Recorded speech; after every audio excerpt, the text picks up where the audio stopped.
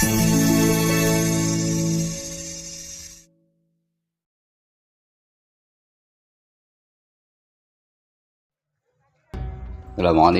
warahmatullahi wabarakatuh. Alhamdulillah wa syukurillah wa ni'matillah wala haula wala quwwata illa billah.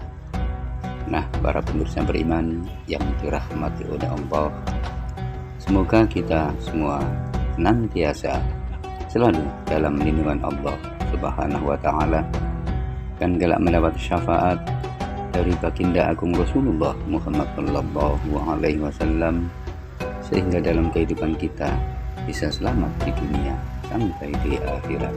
Amin amin ya rabbal alamin. Penelusuran konten YouTube kami kali ini adalah menyimak kisah tentang Syekh Abdul Muhyi Pamijahan dan perjalanan babat alas sang mursyid.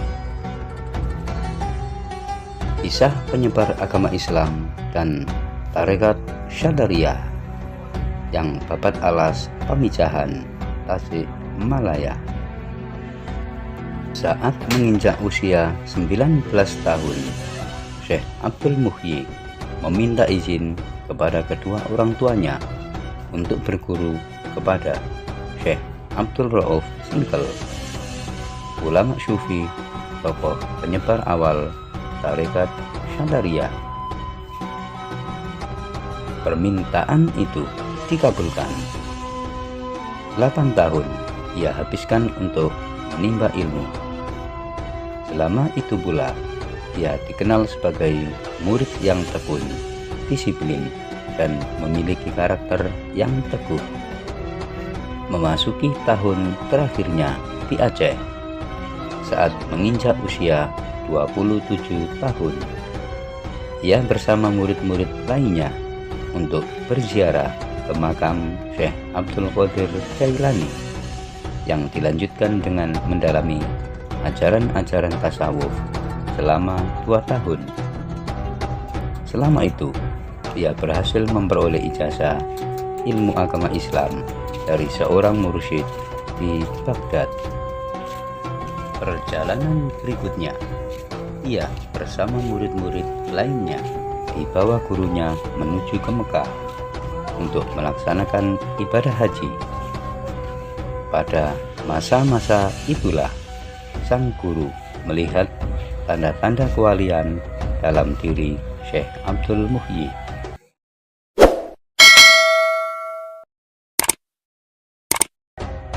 Setelah masa haji selesai, mereka kembali ke Aceh dan ia diperintahkan gurunya untuk menyebarkan agama Islam ke satu wilayah Jawa Barat bagian selatan yang diberi tanda dengan keberadaan sebuah gua.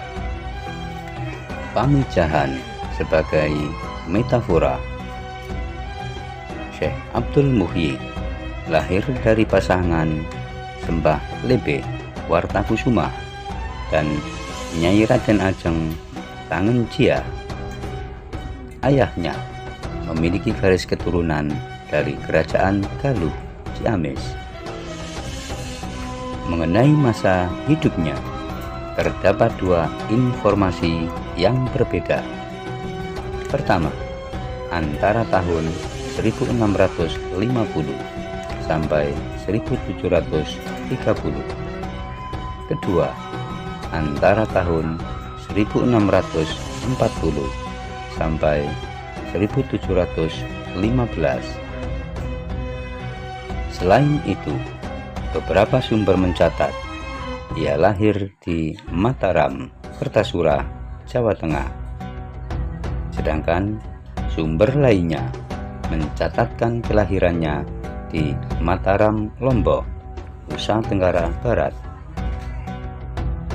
Selain itu, beberapa sumber mencatat ia lahir di Mataram, Kertasura, Jawa Tengah. Terlepas dari perbedaan informasi tersebut, Syekh Abdul Muhyi menghabiskan masa kecil dan remajanya di Gresik, Jawa Timur. Selama itu, ia mendapatkan pendidikan agama Islam dari kedua orang tuanya dan ulama-ulama yang berasal dari Ampel Tenta, Surabaya.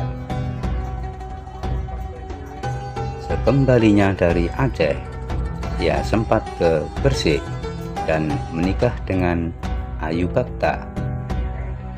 Dari pernikahannya, mereka dikaruniai 4 putra bernama Dalem Pocong, Dalem Abdullah, Media Kusuma, dan Fangke Ibrahim. Beberapa hari setelah pernikahannya, ia membawa istrinya dari Gresik menuju Jawa Barat dalam rangka memenuhi titah dari gurunya.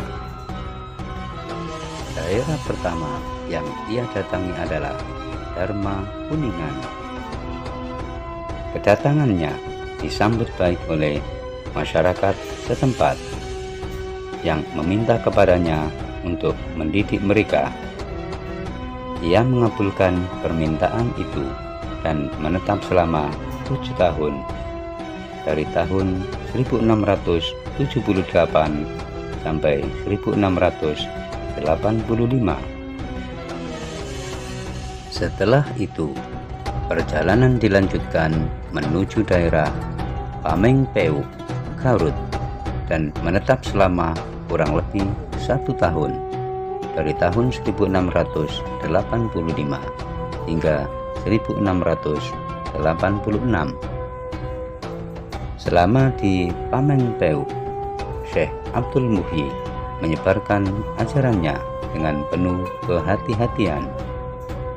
Hal ini dilakukan untuk menghindari konflik dengan masyarakat Pamengpeuk yang belum memeluk agama Islam. Wilayah berikutnya yang ia datangi adalah Batuwangi, Garut. Selain mengajak masyarakat untuk menerima Islam, ia mendapat penentangan dari masyarakat sekitar yang menolak ajaran yang dibawanya. Setahun kemudian, ia melanjutkan perjalanannya ke Ekaksiu, Tasikmalaya, dan menetap selama kurang lebih 4 tahun.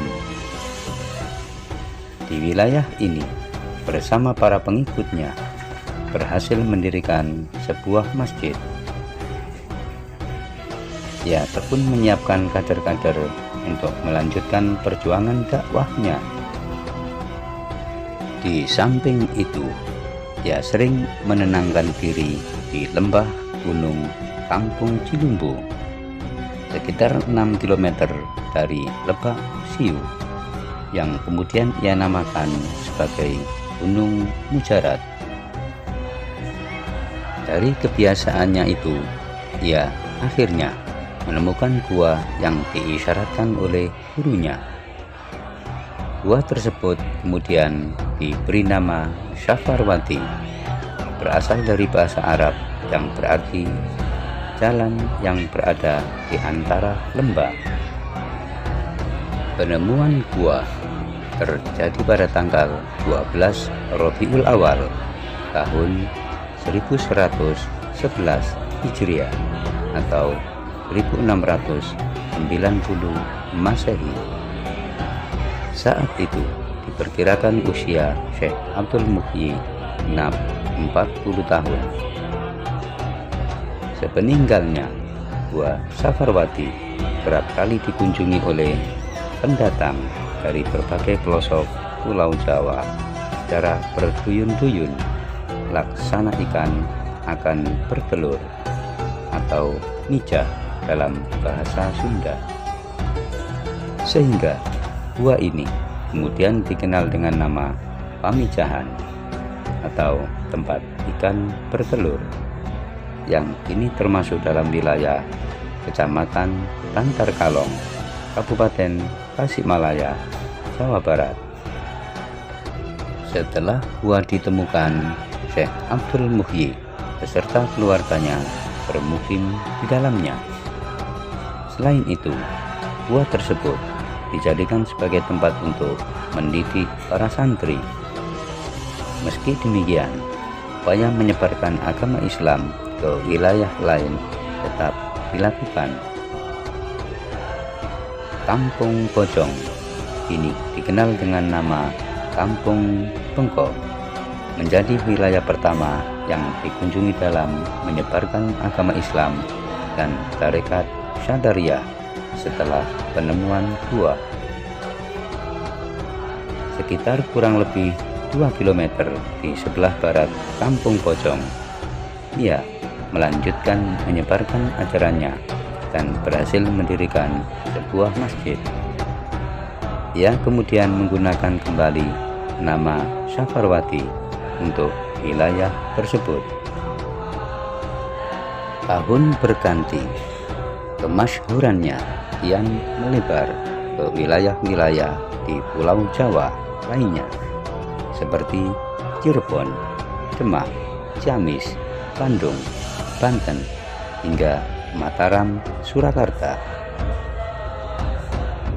Bahkan sekali waktu ia pernah menerima seorang utusan dari Sultanan Mataram yang membawa surat permintaan kepadanya untuk bersedia mendidik anak-anak dari Sultan Pakubuwono II dengan imbalan menjadikan Pamijahan sebagai tanah perdikan.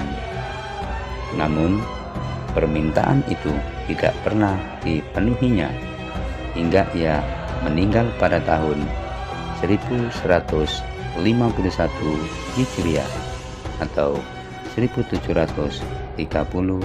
Masehi dan dimakamkan di Pamijahan, yaitu di Bantar Kalong, Tasikmalaya, Provinsi Jawa Barat.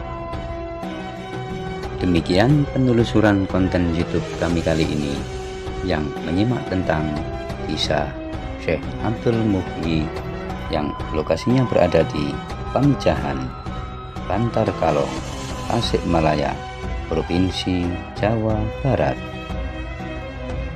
Harapan kami dengan menonton konten YouTube kami Slamet Aryo Kusuma Channel bisa memberi hiburan, pengetahuan, ada guna dan manfaat bagi Anda sekalian. Dan sudilah kiranya bagi para pemirsa beriman sekalian untuk memberikan dukungan kepada channel kami dengan cara memberikan subscribe, like, komen, dan share, serta aktifkan tombol lonceng agar para pemirsa beriman sekalian dapat mengikuti perkembangan konten-konten yang ada di channel kami, sehingga channel kami dapat berkesinambungan dan berkembang dengan lebih baik lagi. Wabillahi taufiq wal hidayah waridha wal inayah. Wassalamualaikum warahmatullahi wabarakatuh.